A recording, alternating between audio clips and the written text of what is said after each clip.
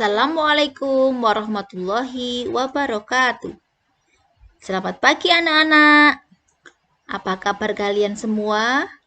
Semoga baik-baik saja ya. Ketemu lagi dengan pelajaran IPA terpadu bersama Ibu Aida. Kali ini kita akan belajar materi sistem gerak pada manusia. Yuk, kita mulai belajarnya.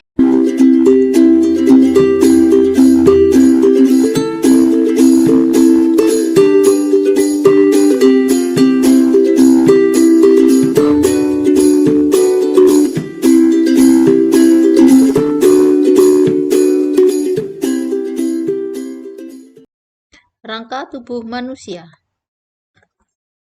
Fungsi rangka adalah memberi bentuk tubuh, melindungi organ dan bagian-bagian dalam atau jaringan tubuh yang lunak, menegakkan tubuh, tempat melekatnya otot-otot rangka, alat gerak pasif, tempat produksi sel-sel darah merah, tempat cadangan kalsium dan fosfat.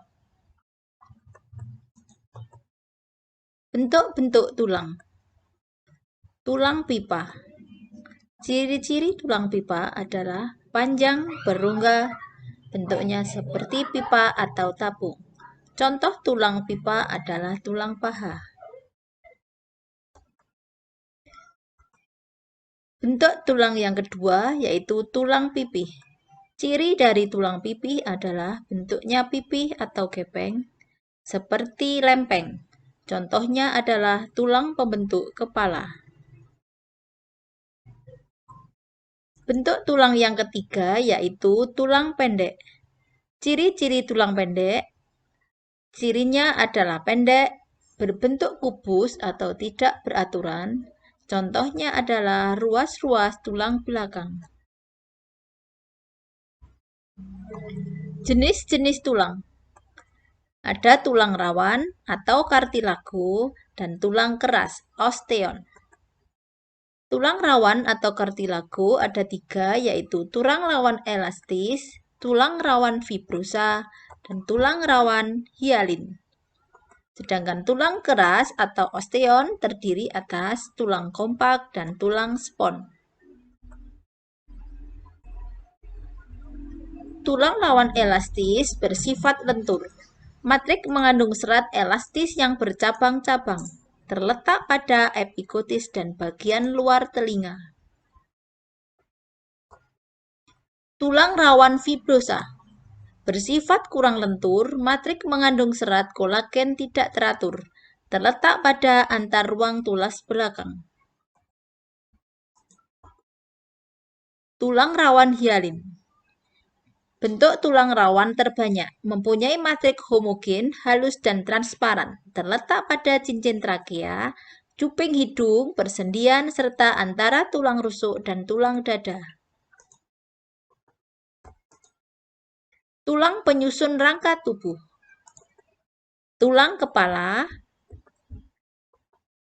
rangka badan, tulang anggota gerak.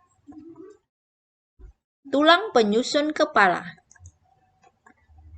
Ada tulang dahi, tulang ubun-ubun, tulang kepala belakang, tulang pelipis, tulang pipi, tulang air mata, tulang rahang atas, tulang rahang bawah, dan tulang hidung. Tulang penyusun rangka tubuh terdiri dari tulang belakang, tulang dada dan rusuk, tulang panggul, dan tulang bahu. Pada tulang belakang, terbagi atas 7 ruas tulang leher, 12 ruas tulang punggung, 5 ruas tulang pinggang, 5 ruas tulang kelangkang, 4 ruas tulang ekor. Pada tulang dada dan tulang rusuk, itu terdiri atas tulang rusuk pertama, kemudian ada tulang dada hulu, tulang dada badan, dan ada tulang dada taju pedang. Jumlah rusuk itu ada 7 ruas rusuk sejati, 3 ruas rusuk palsu, dan 2 ruas rusuk melayang. Tulang panggul itu terdiri atas tulang usus, tulang kemaluan, dan tulang duduk. Tulang bahu terdiri atas tulang selangkah, tulang lengan, dan tulang belikat. Tulang penyusun anggota gerak terdiri atas anggota gerak atas dan anggota gerak bawah. Anggota gerak atas atau tangan yang terdiri atas tulang lengan atas, tulang pengumpil, tulang hasta, tulang pergelangan tangan, dan tulang jari-jari tangan. Anggota gerak bawah atau kaki terdiri atas tulang paha, tulang tempurung lutut, tulang betis, tulang kering, tulang pergelangan kaki, tulang telapak kaki, dan tulang jari kaki. Hubungan antar tulang. Hubungan antar tulang disebut artikulasi. Hubungan antar tulang yang memungkinkan pergerakan disebut persendian. Pembentukan sendi dimulai dari perbesaran kartilago, kedua ujungnya dibungkus oleh jaringan ikat yang disebut kartilago. Kedua ujung kartilago membentuk sel-sel tulang ke arah dalam atau tulang artikulasi. Kedua ujung tulang dan kartilago artikulasi dibungkus membran sinovial menghasilkan minyak sinovial atau pelumas tulang. Macam-macam sendi. Yang pertama, sendi mati atau sinartrosis. Merupakan hubungan antar tulang yang dihubungkan oleh serabut jaringan ikat sehingga tidak dapat digerakkan. Contohnya adalah hubungan antar tulang tengkorak atau sutura. Yang kedua adalah sendi kaku atau amfiartrosis. Sendi kaku merupakan hubungan antar tulang yang dihubungkan oleh kartilago yang memungkinkan gerakan secara terbatas. Contoh sendi kaku yaitu sendi antar ruas tulang belakang, sendi antara tulang betis dan tulang kering. Yang ketiga yaitu sendi gerak atau diartrosis. Merupakan sendi yang tidak dihubungkan oleh jaringan ikat atau tulang dapat bergerak bebas. Tersusun atas mangkok sendi, bonggol sendi masuk ke dalam mangkok sendi, pembungkus sendi atau ligamen, membungkus bonggol dan mangkok sendi. Cairan sendi atau cairan sinovial melumaskan sendi. Sendi gerak ada 4 macam, yaitu sendi engsel, sendi peluru, sendi pelana, dan sendi putar. Sendi engsel. Sendi yang salah satu tulangnya hanya dapat digerakkan ke satu arah. Contohnya adalah lutut, siku, ruas antar jari. Sendi peluru. Sendi yang memungkinkan terjadinya gerakan ke segala arah. Kedua ujung tulang berbentuk mangkok dan bonggol. Contohnya sendi antara gelang bahu dan tulang lengan atas, serta antara tulang paha dan gelang panggul. Sendi putar. Ujung tulang yang satu mengitari ujung tulang lain, sehingga memungkinkan gerakan memutar. Contoh sendi putar, sendi antara tulang atlas dan tulang leher. Kepala berputar ke kiri dan ke kanan. Sendi pelana. Kedua ujung tulang membentuk sendi berbentuk seperti pelana dan berporos 2. Contoh sendi tulang ibu jari antara tulang telapak tangan dan ruas jari tangan. Otot. Otot disebut alat gerak aktif karena dapat berkontraksi. Ciri-ciri otot yaitu kontraktibilitas, yaitu kemampuan memendek dari ukuran semula. Ekstensibilitas merupakan kemampuan memanjang dari ukuran semula. Yang ketiga yaitu elastisitas merupakan kemampuan kembali ke ukuran semula. Jenis-jenis otot. Otot lurik. Memiliki garis gelap terang, aktin dan miosin, otot serat lintang. Aktin dan miosin merupakan komponen penggerak otot. berbentuk silindris dan memiliki banyak inti di tepi. Kerja otot lurik dikendalikan oleh otak atau otot sadar. Otot rangka memiliki bagian tendon yang merupakan dua ujung liat dan memiliki bagian empal yang merupakan bagian tengah yang membesar. Tendon yang melekat pada tulang disebut origo. Tendon yang melekat pada tulang yang dapat bergerak disebut insersio. Jika otot berkontraksi, maka empal akan memendek, membesar, dan mengeras membuat tulang terangkat. Jenis-jenis otot yang kedua yaitu otot polos. Berinti satu, berbentuk gelendong dengan kedua ujung meruncing, bekerja secara tidak sadar atau otonom, bekerja lambat, tidak cepat lelah, contohnya organ-organ dalam tubuh pencernaan, kelamin, ekskresi, dan pembuluh darah.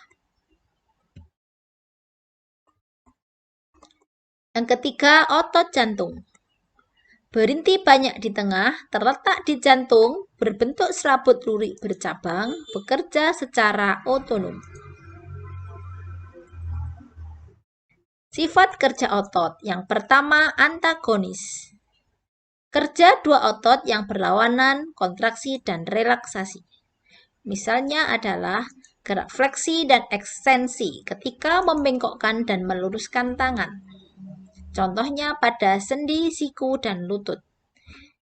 Yang kedua, abduksi dan adduksi, menjauhi dan mendekati badan. Contohnya sendi lengan atas dan sendi paha. Gerak pronasi dan supinasi, atau menelungkup dan menengadah. Contohnya membalikkan telapak tangan. Gerak depresi dan elevasi, ke bawah dan ke atas. Contohnya gerakan kepala menunduk dan menengadah.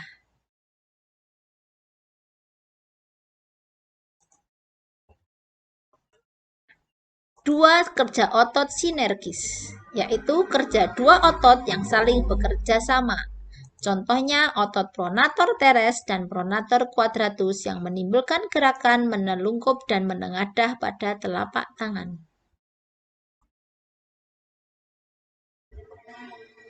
Gangguan dan kelainan rangka dan otot. Yang pertama, gangguan dan kelainan tulang, yaitu skoliosis. Tulang belakang bagian punggung membengkok ke kiri atau ke kanan. Lordosis, tulang belakang bagian punggung membengkok ke depan. Kyphosis, tulang belakang bagian punggung membengkok ke belakang. Fraktura, patah tulang. Osteoporosis, tulang menjadi rapuh karena berkurangnya jumlah kalsium dan mineral dalam tulang. Biasanya terjadi pada lansia. Rakitis, penyakit yang disebabkan oleh kekurangan vitamin D dan kalsium. Pembentukan tulang tidak sempurna. Gejala penyakit ini ditandai dengan kaki bengkok berbentuk O atau X. Skoliosis, lordosis, kyphosis, sikap duduk yang benar. Gangguan dan kelainan persendian. Artritis eksudatif, yaitu radang atau iritasi pada sendi yang menyebabkan sendi terinfeksi atau bernanah. Artritis sika, radang sendi yang menyebabkan cairan sendi menjadi kering karena kehilangan cairan sinovial. Dislokasi, bergesernya sendi dari kedudukan semula karena jaringan ligamennya sobek.